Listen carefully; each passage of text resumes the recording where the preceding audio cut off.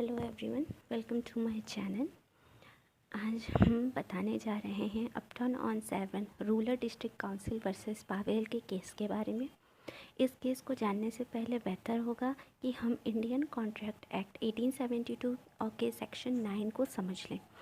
Indian contract act 1872 का section 9 हमें बताता है कि अगर हम कोई भी प्रपोज़ल या एक्सेप्टेंस किसी भी प्रॉमिस के लिए वर्ड्स के द्वारा करते हैं, बाय वर्ड्स करते हैं, तो इस तरह के प्रॉमिस को बाय वर्ड्स के प्रॉमिस को हम एक्सप्रेस प्रॉमिस कहते हैं। वर्ड्स का मतलब होता है या तो हम ओरली एक्सप्रेस करें या फिर रिटन कि लिख कर किसी से प्रॉमिस करें, किसी को प्रपोज़ल दें या कोई प्रपोज़ल एक्सेप्ट करें।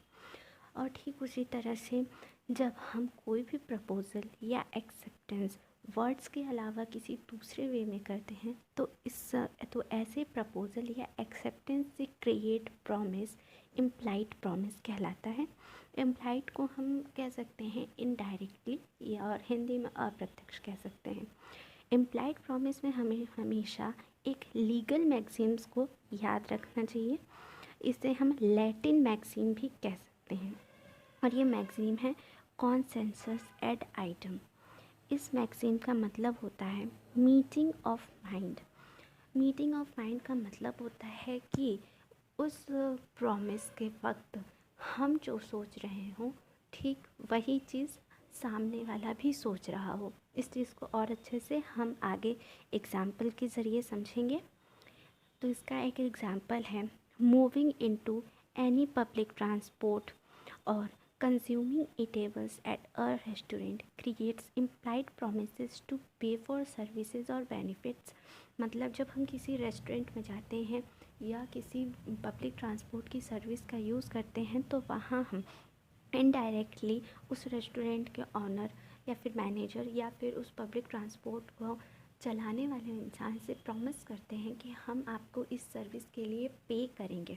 यहाँ हम इन दोनों से ही न ही कुछ बोलते हैं कि I promise you that I will pay for your services, ना ही हम उसके साथ लिख कर कोई कॉन्ट्रैक्ट साइन करते हैं, लेकिन हमारा कंडक्ट उसकी सर्विस को कंज्यूम करना ये हमारा कंडक्ट है जो इम्प्लाइडली ये दिखाता है कि हमने उससे प्रॉमिस किया है कि हम आपको पे करेंगे। और इसमें कॉन्सेंसस एंड आइटम को हम इस तरह समझ सकते हैं कि जब हम किसी रिक्शा में बैठते हैं तो हम ये सोचते हैं कि जब ये रिक्शा वाला हमें हमारे डेस्टिनेशन पे पहुंचा देगा तो हम इसे इसकी सर्विस के लिए पे करेंगे। और उसी वक्त वो रिक्शा वाला भी सोचता है कि जब हम इन्हें अपने डेस्टिनेशन तक पहुंचा देंगे तो ये हमें पे करेंगे। तो इस कंडीशन को कॉन्सेंसस एंड आइटम बोलते हैं, जिसे मीटिंग ऑफ माइंड्स कहा जाता है इंग्लिश में। तो Upton on 7 rural district council versus Powell जो है वो एक इलस्ट्रेशन है एक ऐसे कॉन्ट्रैक्ट का जो इम्प्लाइडली कंडक्ट से अराइज हुआ है, उत्पन्न हुआ है, यानी कि इनडायरेक्टली कंडक्ट से उत्पन्न हुआ है। So moving to the fact, in this case there is a farm, Powell's farm. Powell's का फार्म होता है यहाँ पे, वन सेक। इसमें पावेल्स का फार्म होता है जिसमें आग लग जाती है। पावेल जो कि इस केस में डिफेंडेंट है, Upton on 7 rural district council versus Powell means Powell is a defendant, उसके फार्म में आग लग जाती है। तो ये अपटन डिस्ट्रिक्ट में लोकेटेड एक पुलिस स्टेशन को टेलीफोन करता है एक फायर ब्रिगेड के लिए। ये police station Upton fire brigade को इसके बारे में इन्फॉर्म करती है और अपटन फायर ब्रिगेड पावेल्स के फार्म में जाता है और इस आग को बुझा देता है। और इन सभी चीज़ों के बाद पावेल को ये पता चलता है कि उसका जो फार्म है वो अपटन फायर ब्रिगेड के एरिया में नहीं आता है, लेकिन उसका ये फॉर्म अपटन डिस्ट्रिक्ट पुलिस स्टेशन के एरिया में आता है। पावेल का फॉर्म जब अपटन फायर ब्रिगेड के एरिया में नहीं आता, इसलिए उसका फॉर्म परशोर फायर ब्रिगेड के एरिया में आता है। ये चीज़ें उसे जब अपटन फायर ब्रिगेड उसके फार्म के आग को बुझा देती है तब उसे पता चलता है। तो इस सिचुएशन का मतलब ये होता है कि पावेल का फार्म अपटन पुलिस स्टेशन डिस्ट्रिक्ट के अंडर में है, और उसका फॉर्म पर्शर फायर ब्रिगेड्स के अंडर में है। इसका मतलब पावेल जो है वो पर्शर फायर ब्रिगेड की फ्री सर्विस के लिए इंटाइटल्ड है। यानी कि अगर पर्शर फायर ब्रिगेड पावेल के फॉर्म की आपको बुझा था तो उसे कोई भी पेमेंट नहीं करना होता, लेकिन चूँकि पावेल का फॉर्म अपटन फायर ब्रिगेड के एरिया में नहीं आता, इसीलिए पावेल का फॉर्म अपटन फायर ब्रिगेड की फ्री सर्विस के लिए इंटाइटल्ड नहीं है।